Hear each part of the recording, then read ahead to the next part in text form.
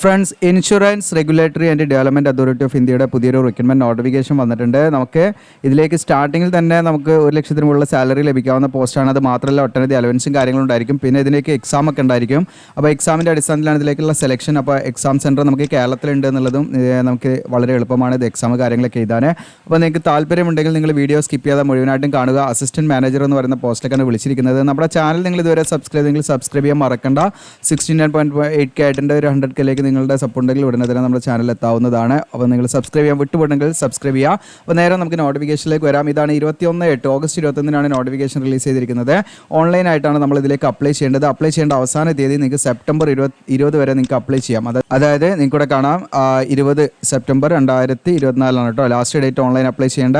അപ്പോൾ ഇതിലേക്ക് വിളിച്ചിരിക്കുന്ന വേക്കൻസി എന്ന് പറയുന്നത് ലിമിറ്റഡ് വേക്കൻസി ആണെങ്കിലും വേക്കൻസി കൂടാനും കുറയാനൊക്കെ സാധ്യത. നിങ്ങൾ നോക്കേണ്ട, നിങ്ങൾ എലിജിബിൾ ആണ് നോക്കുക. അസിസ്റ്റന്റ് മാനേജർ തസ്തിയിലേക്ക് ജനറൽ കാൻഡിഡേറ്റ്സിന് 21 വേക്കൻസി, EWS കാൻഡിഡേറ്റ്സ് ആണെങ്കിൽ 4 വേക്കൻസി, OBC കാൻഡിഡേറ്റ്സിന് 12 വേക്കൻസി, SC കാൻഡിഡേറ്റ്സിന് 8, ST കാൻഡിഡേറ്റ്സിന് 4, അങ്ങനെ 49 വേക്കൻസികളാണ് ഇതിൽ നിലവിൽ വന്നിരിക്കുന്നത് കേട്ടോ.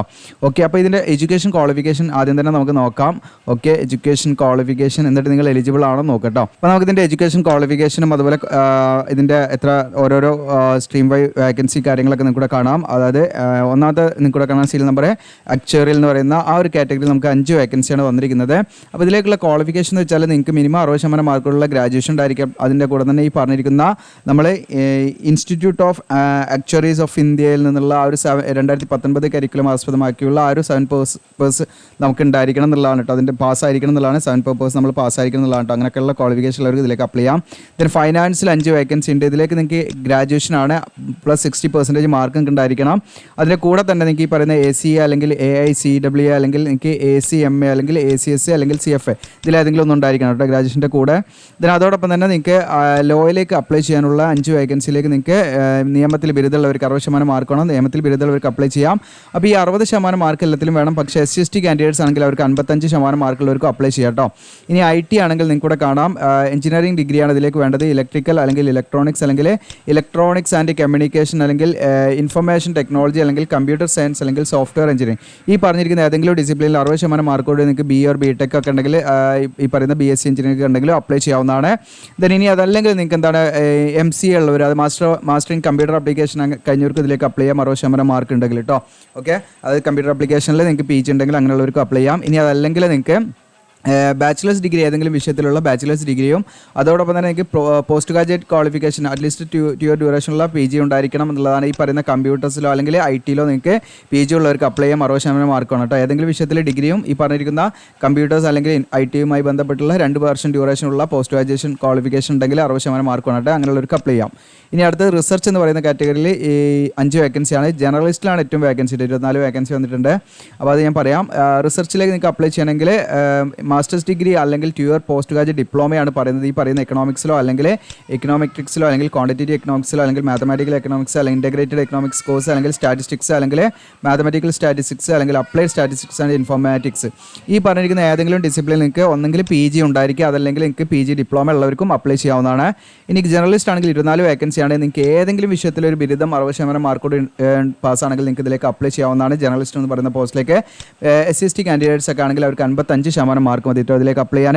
ഓക്കെ, അപ്പോൾ ഇതാണ് ബേസിക് ആയുള്ള എഡ്യൂക്കേഷൻ ക്വാളിഫിക്കേഷൻ. യാതൊരുവിധ എക്സ്പീരിയൻസോ കാര്യങ്ങളോ ഉണ്ടോ ഫ്രഷേഴ്സിന് അപ്ലൈ ചെയ്യാം. അപ്പോൾ നല്ല രീതിയിൽ നിങ്ങൾ പ്രിപ്പയർ ചെയ്ത് കഴിഞ്ഞാൽ നല്ലൊരു പോസ്റ്റാണ് നിങ്ങൾക്ക് കിട്ടുന്നത്, അസിസ്റ്റന്റ് മാനേജർ എന്ന് പറയുന്നത്. ഇതിന് എലിജിബിലിറ്റി ക്രൈറ്റീരിയ നിങ്ങൾക്ക് കാണാം. ഇതിൻ്റെ ഏജ് ലിമിറ്റ് 20/9/2024 എന്ന് പറയുന്ന ഈ ഡേറ്റ് കണക്കാക്കിയിട്ടാണ്. 21 താഴെ ആകാനും പാടില്ല, 30 കഴിയാനും പാടില്ല. അപ്പോൾ മിനിമം ഏജ് 21 മാക്സിമം ഏജ് 30 ആണ്. എന്നാൽ SC/ST കാൻഡിഡേറ്റ്സ് ആണെങ്കിൽ അവർക്ക് 35 വയസ്സ് വരെ അപ്ലൈ ചെയ്യാം. OBC ആണെങ്കിൽ അവർക്ക് 33 വയസ്സ് വരെയും അപ്ലൈ ചെയ്യാം കേട്ടോ. അപ്പോൾ നിങ്ങൾക്ക് ഏജിലൊക്കെ എന്തെങ്കിലും കൺഫ്യൂഷൻ ഉണ്ട്, നമ്മുടെ സൈറ്റിൽ തന്നെ നിങ്ങൾക്ക് ഈസി ടൂൾസിൽ ക്ലിക്ക് ചെയ്ത് കഴിഞ്ഞാൽ നിങ്ങൾക്ക് ഏജ് കാൽക്കുലേറ്റർ യൂസ് ചെയ്തിട്ട് നിങ്ങളുടെ ഏജ് കണക്കാക്കാൻ പറ്റും. ആ ഡേറ്റിലേക്ക് എത്ര ആയിരിക്കും ഏജ് എന്നൊക്കെ കണക്കാക്കാൻ പറ്റും. അപ്പോൾ നിങ്ങൾക്ക് യൂസ് ചെയ്യാവുന്നതാണ്. ഓക്കെ, പിന്നെ ഏജ് റിലാക്സേഷൻ ഞാൻ പറഞ്ഞു. PWD കാൻഡിഡേറ്റ്സിനൊക്കെ ഏജ് റിലാക്സേഷൻ ആയിരിക്കും. 10 മുതൽ 15 വർഷം വരെ PWD കാൻഡിഡേറ്റ്സിന് എക്സ് സർവീസ്മാനും ഒക്കെ നിശ്ചിതമായ ഏജ് റിലാക്സേഷൻ വരുന്നുണ്ട്. ഓക്കെ, പിന്നെ ഈ പറയുന്ന പോസ്റ്റിലേക്കൊക്കെ അപ്ലൈ ചെയ്യും നിങ്ങൾ പ്രത്യേകം ശ്രദ്ധിക്കേണ്ടത് കമ്പ്യൂട്ടറിലുള്ള ബേസിക് ആയുള്ള നോളജ് ഒക്കെ ഉണ്ടായിരിക്കണം കേട്ടോ. അത് പിന്നെ അതിൻ്റെ കൂടെ പറയുന്നതാണ്. കാരണം നമ്മൾ ഡിഗ്രി ഒക്കെ എടുക്കുന്നവർക്ക് എന്തായാലും കമ്പ്യൂട്ടറൊക്കെ ബേസിക് ആയുള്ള ഡീൽ ചെയ്യാൻ അറിയാമല്ലോ എന്നുള്ളത് മനസ്സിലാക്കാം.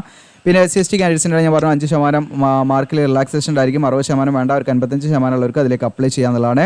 ഇനി സെലക്ഷൻ പ്രോസസ്സ് എന്ന് പറയുമ്പോൾ phase 1 പ്രിലിമിനറി എക്സാമിനേഷൻ ആണ്. ഈ പ്രിലിമിനറി എക്സാമിനേഷൻ എന്ന് പറയുന്നത് എന്താണ് ഒബ്ജക്റ്റീവ് ടൈപ്പ് ആയിട്ടുള്ള ക്വസ്റ്റ്യൻസ് ആയിരിക്കും ഉണ്ടായിരിക്കുക. എന്നാൽ ഫേസ് 2 എന്ന് പറയുന്നത് ഡിസ്ക്രിപ്റ്റീവ് ടെസ്റ്റ് ആയിരിക്കും ഉണ്ടായിരിക്കുക, ഡിസ്ക്രിപ്റ്റീവ് എക്സാമിനേഷൻ ആണ് ഉണ്ടായിരിക്കുക കേട്ടോ. മറ്റേത് മൾട്ടിപ്പിൾ ചോയ്സ് ക്വസ്റ്റ്യൻ ആയിരിക്കും ഉണ്ടായിരിക്കുക. പിന്നെ ഫേസ് 2 തന്നെ നമുക്ക് 3 പേപ്പർ വരുന്നുണ്ട്, പേപ്പർ 1, 2 and 3 വരുന്നുണ്ട്. പിന്നെ ഫേസ് 1ൻ്റെ അടിസ്ഥാനത്തിലാണ് ഫേസ് 2ലേക്ക് ഷോർട്ട് ലിസ്റ്റ് ചെയ്യപ്പെടുന്നത്. പിന്നെ ഫേസ് 2 നിങ്ങൾ ക്വാളിഫൈ ചെയ്ത് കഴിഞ്ഞാൽ നിങ്ങൾക്ക് ഇൻ്റർവ്യൂ ഉണ്ടായിരിക്കും. ഓക്കെ, ഇങ്ങനെയാണ് അതിൻ്റെ സ്കീം വരുന്നത്. അപ്പോൾ ഓൺലൈൻ പ്രിലിമിനറി എക്സാമിനേഷൻ ഫേസ് 1ൻ്റേത് എല്ലാ കാറ്റഗറിക്കും ഒരേ എക്സാം തന്നെയാണ് ഉണ്ടായിരിക്കുക കേട്ടോ. നിങ്ങൾക്ക് test of reasoning, English language, general awareness, 160 question, 160 mark ഇങ്ങനെയാണ് വരുന്നത്. ടോട്ടൽ ക്വാണ്ടിറ്റി ആപ്റ്റിറ്റ്യൂഡ് ഇങ്ങനെയാണ് വരുന്നത്. അപ്പോൾ ആ ലെവലിൽ നമ്മൾ പഠിക്കുക എന്നുള്ളതാണ്. ഒരു ഡിഗ്രിയൊക്കെ ബേസ് ചെയ്തുള്ള ആ ഒരു ലെവലിൽ നമ്മളത് പഠിച്ച് നല്ല രീതിയിൽ നമ്മൾ എന്ത് ചെയ്യണം, ആ ഒരു രീതിയിൽ പ്രിപ്പയർ ചെയ്ത് കഴിഞ്ഞാൽ മാത്രമേ നമുക്ക് ഇതിലൊക്കെ എന്ത് ചെയ്യും, നല്ല സ്കോർ ചെയ്യാൻ പറ്റുള്ളൂ കേട്ടോ. അങ്ങനെ നിങ്ങൾ ഫേസ് 1 കംപ്ലീറ്റ് ചെയ്താൽ പിന്നെ ഡിസ്ക്രിപ്റ്റീവ് എക്സാമിനേഷൻ ആയിരിക്കും ഉണ്ടായിരിക്കുക. അതിൽ നിങ്ങൾക്ക് പറയുന്ന English, economic and social issues, impacting insurance, അതുപോലെ ഇൻഷുറൻസ് ആൻഡ് മാനേജ്മെൻറ്റ്, ഇത് ഡിസ്ക്രിപ്റ്റീവ് ആയിരിക്കും. നമ്മൾ ക്വസ്റ്റിന് സ്ക്രീനിൽ നമുക്ക് കാണാൻ പറ്റും. നമ്മൾ എന്ത് ചെയ്യണം, ആൻസർ ഷീറ്റ് യൂസ് ചെയ്ത് നമ്മൾ എഴുതണം. ഒക്കെ ഡിസ്ക്രിപ്റ്റീവ് ആയിട്ട് തന്നെ എഴുതി ഉള്ള പരീക്ഷയാണ്. 100 മാർക്ക് വെച്ചിട്ടാണ് നമുക്ക് വരുന്നത്. 300 മാർക്കാണ് ടോട്ടൽ പേപ്പർ സെക്കൻഡിൽ വരുന്നത്, ഫേസ് 2 വരുന്നത്. ഓരോ പേപ്പർ വൈസ് നമുക്ക് 100 മാർക്കിനാണ് ക്വസ്റ്റ്യൻ വരുന്നത് കേട്ടോ. പിന്നെ നിങ്ങൾക്ക് ഫേസ് 3 ഇൻ്റർവ്യൂ ആണ് ഉണ്ടായിരിക്കുക. അത് ഓക്കെ ആണെങ്കിൽ പിന്നെ ഇൻ്റർവ്യൂ ഉണ്ടായിരിക്കും. അപ്പോൾ ഇതിൻ്റെ സർവീസ് കണ്ടീഷൻ ഇവിടെ പറയുന്നുണ്ട്. ഇതിൻ്റെ പേ സ്കെയിൽ നമുക്ക് ഇനീഷ്യൽ ബേസിക് പേ എന്ന് പറയുന്നത് 44,500 ആണ്. പക്ഷേ ഇപ്പം നിലവിൽ കാണാം present initial monthly gross payment ആണ് നമ്മളുടെ ഏകദേശം 1,46,000 ആണ് പെർ മന്ത് നമുക്ക് അപ്രോക്സിമേറ്റ് കിട്ടുക അസിസ്റ്റൻറ്റ് മാനേജർ എന്ന് പറയുന്ന പോസ്റ്റിലേക്ക് നിങ്ങളെ പ്ലേസ് ചെയ്ത് കഴിഞ്ഞാൽ. ഓക്കെ, അത് മീൻസ് എല്ലാ അലവൻസും കാര്യങ്ങളൊക്കെ കൂട്ടിയിട്ട് ആണ് പറയുന്നത്. അപ്പോൾ നിങ്ങൾക്ക് കാണാം ഒരുപാട് അലവൻസും കാര്യങ്ങളൊക്കെ അതിൻ്റെ കൂടെ ഉണ്ട് എന്നുള്ളതാണ്. അപ്പോൾ അത് നല്ലൊരു പോസ്റ്റിനാണ്. പിന്നെ എക്സാമിനേഷൻ സെൻറ്ററാണ് ഫേസ് 1ൻ്റെ എക്സാമിനേഷൻ സെൻറ്ററാണ് ഇവിടെ പറയുന്നത്. നിങ്ങളുടെ കേരളത്തിൽ തിരുവനന്തപുരം വെച്ചിട്ടാണ് എക്സാം ഉണ്ടായിരിക്കുക. ഓക്കെ, പിന്നെ തമിഴ്നാട് ചെന്നൈ വെച്ചിട്ടും എക്സാം ഉണ്ടായിരിക്കും കേട്ടോ. പിന്നെ നിങ്ങൾക്ക് ബാംഗ്ലൂരൊക്കെ ഉണ്ടായിരിക്കും. ഓക്കെ, അങ്ങനെയുള്ള അവിടെ പോയിട്ട് എവിടെ വേണമെങ്കിൽ നമുക്ക് എക്സാം എഴുതാമെന്നുള്ളതാണ്. ഇനി ഇവിടെ ഫേസ് 2ൻ്റെ ഡിസ്ക്രിപ്റ്റീവ് എക്സാമിനേഷൻ നമുക്ക് ഈ പറയുന്ന സ്ഥലങ്ങൾ മാത്രമേ ഉണ്ടാവുള്ളൂ കേട്ടോ. എല്ലായിടത്തും ഉണ്ടാവില്ല, കേരളത്തിലൊന്നും ഉണ്ടാവില്ല. അപ്പം നമ്മൾ സെലക്ട് ആയി കഴിഞ്ഞാൽ നമ്മൾ പോയാൽ മതിയല്ലോ ഫേസ് 1 ഒക്കെ ആണെങ്കിൽ. പിന്നെ അപ്ലിക്കേഷൻ ഫീ ഉണ്ട് ഇതിലേക്ക്. SC/ST PWD കാൻഡിഡേറ്റ്സ് ആണെങ്കിൽ 100 രൂപ മാത്രമാണ് അപേക്ഷ ഫീസായിട്ട്. അതിൻ്റെ ഒരു ചാർജ് ആയിട്ടാണ് അവർ പിടിക്കുന്നത്.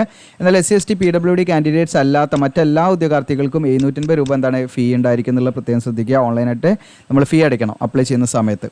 പിന്നെ ഇതിലേക്ക് നമ്മൾ ഓൺലൈനായിട്ട് അപ്ലൈ ചെയ്യുന്ന സമയത്ത് എന്തൊക്കെ ഡോക്യുമെൻറ്റ്സ് അപ്ലോഡ് ചെയ്യണമെന്ന് വെച്ചാൽ റീസെൻ്റ് ആയിട്ടുള്ള photograph, signature, left thumb impression, പിന്നെ ഒരു ഹാൻഡ് റിട്ടൺ ഡിക്ലറേഷൻ ഉണ്ട്.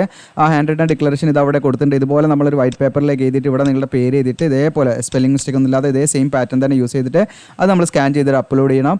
ഇത്രയും കാര്യങ്ങളാണ് നമ്മൾ എന്ത് ചെയ്യണം, ഓൺലൈനായിട്ട് ഫോം ഫില്ല് ചെയ്യുന്ന സമയത്ത് അപ്ലോഡ് ചെയ്ത് നമ്മൾ ഫോം സബ്മിറ്റ് ചെയ്യേണ്ടത്. പിന്നെ ഇതിലേക്ക് നമ്മുടെ ഫേസ് 2ൻ്റെ സിലബസ് ഇതിൽ ഡീറ്റെയിൽ ആയിട്ട് കൊടുത്തിട്ടുണ്ട് കേട്ടോ. ഓക്കെ, ഫേസ് 2ൻ്റെ സിലബസ് ഞാൻ കാണിക്കാം. നിങ്ങളതാണ് ഫേസ് 2ൻ്റെ സിലബസ്. ഇംഗ്ലീഷിൽ എന്തൊക്കെയാണ് വരിക, അതുപോലെ എക്കണോമിക്സുമായി ബന്ധപ്പെട്ട് എന്തൊക്കെയാണ് വരിക എന്നുള്ളതൊക്കെ ഡീറ്റെയിൽ ആയിട്ട് ഓരോന്നും സെപ്പറേറ്റ് ടോപ്പിക് വൈസ് ആയിട്ടൊക്കെ കൊടുത്തിട്ടുണ്ട്. അപ്പോൾ നിങ്ങൾക്ക് ഇതിൽ തന്നെ എന്ത് ചെയ്യാം, സിലബസ് നോക്കിയിട്ട് നിങ്ങൾക്ക് എന്ത് ചെയ്യാം, മനസ്സിലാക്കാവുന്നതാണ്. ഓക്കെ, ഇനി എങ്ങനെയാണ് ഇതിലേക്ക് അപ്ലൈ ചെയ്യേണ്ടതെന്ന് വെച്ചാൽ നമ്മുടെ വീഡിയോയുടെ ഡിസ്ക്രിപ്ഷനിൽ ഞാൻ അപ്ലൈ നൗ എന്ന് പറഞ്ഞിട്ട് ലിങ്ക് കൊടുക്കും. ആ ലിങ്കിൽ ക്ലിക്ക് ചെയ്ത് കഴിഞ്ഞാൽ നിങ്ങൾക്ക് ഈ ഒരു പേജിലേക്കായിരിക്കും വരിക. ഇവിടെ താഴോട്ട് ഇങ്ങനെ സ്ക്രോൾ ചെയ്ത് വരിക നിങ്ങൾ. ഓക്കെ, താഴോട്ട് സ്ക്രോൾ ചെയ്ത് തന്നാൽ നിങ്ങൾക്ക് കാണാം ഇമ്പോർട്ടൻറ്റ് ലിങ്ക്സ് ആണ് ഇവിടെ കൊടുത്തിട്ടുണ്ട് ഞാൻ. ഓക്കെ, നിങ്ങൾക്ക് കാണാം ഇമ്പോർട്ടൻറ്റ് ലിങ്ക്സ്. അപ്പോൾ ഇതിൽ നമ്മൾ എന്തെന്ന് വെച്ചാൽ നോട്ടിഫിക്കേഷൻ നിങ്ങൾക്ക് എന്ത് ചെയ്യാം, ഇവിടുന്ന് ഡൗൺലോഡ് ചെയ്യാം. അതുപോലെ തന്നെ അപ്ലൈ നൗ എന്നുള്ള ബട്ടൺ ക്ലിക്ക് ചെയ്താൽ നിങ്ങൾക്ക് ഇതാ ക്ലിക്ക് ചെയ്യാമെന്ന് കാണാം. ആ ക്ലിക്ക് ചെയ്യാമെന്നുള്ള ബട്ടണിൽ നമ്മളൊന്ന് ക്ലിക്ക് ചെയ്യാം. അപ്പോൾ IBPSൻ്റെ ആ ഒരു പ്ലാറ്റ്ഫോം വഴിയാണ് നമ്മൾ അപ്ലൈ ചെയ്യുന്നത്. അപ്പോൾ നിങ്ങൾക്ക് കാണാം ഈ പറയുന്ന IRDAൻ്റെ ലോഗോ കാര്യങ്ങളൊക്കെ വന്നിട്ടുണ്ട്. Important date starting 21 starting date. Closing date August 21 മുതൽ നിങ്ങൾക്ക് ഈ പറയുന്ന സെപ്റ്റംബർ 20 വരെ ഇതിലേക്ക് അപ്ലൈ ചെയ്യാവുന്നതാണ്. ഓക്കെ, പിന്നെ ഇതിൻ്റെ എന്താണ് എക്സാം കാര്യങ്ങളൊക്കെ നമുക്ക് മെയിലൊക്കെ വരും കേട്ടോ. ഓക്കെ, മെയിലൊക്കെ വരും. മെയിലൊക്കെ ഇടയ്ക്കിടയ്ക്ക് ചെക്ക് ചെയ്യണം നിങ്ങൾ. ഓക്കെ, അപ്പോൾ ഉടനെ തന്നെ ഇതിൻ്റെ എക്സാമൊക്കെ നമുക്ക് പ്രതീക്ഷിക്കാം. അപ്പോൾ ആദ്യമായിട്ടാണ് വരുന്നതെങ്കിൽ നിങ്ങൾ click here for new registration ഉണ്ട്, അതിൽ ക്ലിക്ക് ചെയ്യണം. ഇപ്പോൾ നിങ്ങൾക്ക് ഒന്നിലധികം പോസ്റ്റിലേക്ക് അപ്ലൈ ചെയ്യുന്നതിൽ കുഴപ്പമൊന്നുമില്ല. ഒന്നിലധികം പോസ്റ്റിലേക്ക് നിങ്ങൾ എലിജിബിൾ ആണെങ്കിൽ ഒന്നിലധികം പോസ്റ്റിലേക്ക് നിങ്ങൾ സെപ്പറേറ്റ് ആയിട്ട് തന്നെ അപ്ലൈ ചെയ്യണം കേട്ടോ. ഓക്കെ, അതിന് സെപ്പറേറ്റ് ആയിട്ട് ഫീ അടയ്ക്കണം എന്നുള്ളത് പ്രത്യേകം ശ്രദ്ധിക്കാം. ഓക്കെ, അപ്പോൾ നിങ്ങൾ ബേസിക് ഇൻഫോ ആണ് ആദ്യം കൊടുക്കേണ്ടത്. അത് കൊടുത്തിട്ട് പിന്നെ ഫോട്ടോ സിഗ്നേച്ചർ അപ്ലോഡ് ചെയ്യുക. പിന്നെ മറ്റു ഡീറ്റെയിൽസ്, പിന്നെ ഒന്ന് പ്രിവ്യൂ, മറ്റു ഡീറ്റെയിൽ നമ്മുടെ എഡ്യൂക്കേഷൻ ക്വാളിഫിക്കേഷൻ കാര്യങ്ങളൊക്കെയാണ്. പിന്നെ പ്രിവ്യൂ നമ്മൾ കൊടുത്ത ഡീറ്റെയിൽസ് ഒക്കെ ആണ് നോക്കുക. പിന്നെ അപ്ലോഡ് ഫോട്ടോഗ്രാഫാണ്, ലാസ്റ്റ് പേയ്മെൻറ്റ്. ഇങ്ങനെയാണ് ഇതിൻ്റെ ആ ഒരു ഫോം കംപ്ലീറ്റ് ആയിട്ട് വരുന്നത്. അപ്പോൾ നമ്മൾ ഓൺലൈനായിട്ടൊക്കെ ഫോം ഫില്ല് ചെയ്ത് കൊടുക്കുന്നുണ്ട്. നിങ്ങൾക്ക് താല്പര്യം ഉണ്ടെങ്കിൽ ഇൻസ്റ്റയിൽ കോൺടാക്ട് ചെയ്താൽ മതി. അതല്ല നിങ്ങൾക്ക് ഇതിൻ്റെ ഫോം ഫില്ലിംഗ് വീഡിയോസ് ചെയ്യണമെങ്കിൽ കൂടുതൽ കമൻറ്റ് ഉണ്ടെങ്കിൽ മാത്രമേ ചെയ്യുള്ളൂ കേട്ടോ. നമ്മളിങ്ങനെയുള്ള കുറച്ച് ആളുകളൊക്കെ ആയിരിക്കും ഇതിലേക്കൊക്കെ അപ്ലൈ ചെയ്യാം. ഓക്കെ, അപ്പോൾ അങ്ങനെ കൂടുതൽ ആളുകൾ ചെയ്യുന്നുണ്ടെങ്കിൽ നമ്മൾ ചെയ്തുതരാം. അതല്ലെങ്കിൽ എന്താണ്, നമുക്ക് വെറുതെ നമ്മൾ സമയം വേസ്റ്റ് ചെയ്യുന്നില്ല. നിങ്ങൾ കമൻറ്റ് ചെയ്യുക കേട്ടോ. ഓക്കെ, അപ്പോൾ ഇത്രയും കാര്യങ്ങളാണ് നിങ്ങൾ ശ്രദ്ധിക്കേണ്ടതായിട്ടുള്ളത്. അപ്പോൾ ഇത് മാക്സിമം കൂടുതലൊക്കെ ഒന്ന് ഷെയർ ചെയ്യുക, സബ്സ്ക്രൈബ് ചെയ്യുക. Thank you.